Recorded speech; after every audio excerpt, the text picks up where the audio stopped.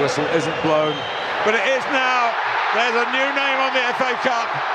It's Crystal Palace. May 2025. Crystal Palace do the impossible. They beat Manchester City at Wembley and lift the FA Cup for the first time in the club's history. Their reward? A spot in Europa League. Or so they thought.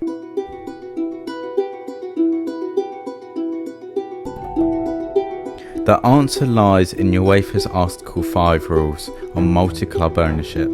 Simply put, you can't own or have decisive influence over two clubs in the same UEFA competition. John Textor owns a significant stake in both Lyon and Crystal Palace. When both clubs qualified for Europa League, UEFA had to make a choice. The club that finished high in their domestic league, which was Lyon in 6th, got the spot. So, what about the March 1st deadline? UEFA had given clubs until March 1st to resolve any ownership conflicts. At the time of March 1st, Crystal Palace were 12th in the Premier League and in the FA Cup 5th round, a competition that still had Manchester City, Newcastle, Manchester United, Brighton, Nottingham Forest and Fulham in it. Palace and Textor both argued that they didn't need to, because he didn't hold decisive influence. When the rule says you only have to do it if you have decisive influence, I don't. If I had decisive influence, then those Brazilian players that just beat PSG in the Club World Cup, half of them would be coming to Crystal Palace next year. Unfortunately, too little too late. UEFA ruled against them, but what made this situation even messier was Nottingham Forest. Forest finished 7th in the Premier League, just outside the European qualification spots, but when it became clear that there was a potential conflict with Palace's Europa League place, Forest acted.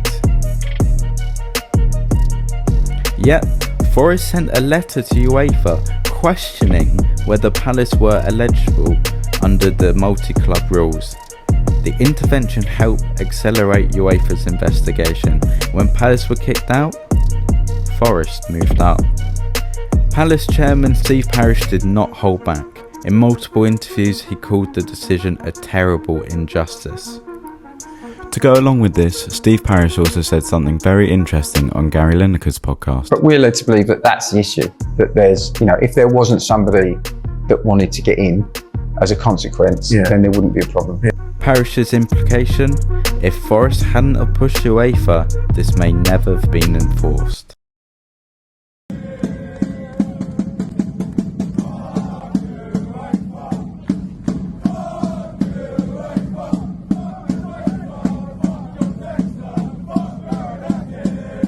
In South London, fans were furious.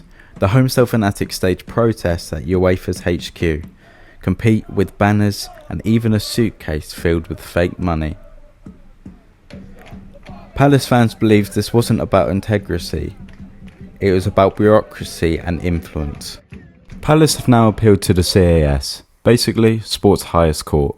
The hearing is August 8th, verdict is around August 11th, win and they're back in Europa League. Lose, and Forest keep the spot. And here's probably the most bizarre twist.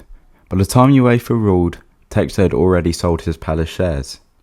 But because he still owned them before UEFA's March 1st deadline, the punishment stuck. The conflict was technically over, but the damage was done. In modern football, the rule book moves slower than the money, and Palace might not be the last club to learn that the hard way.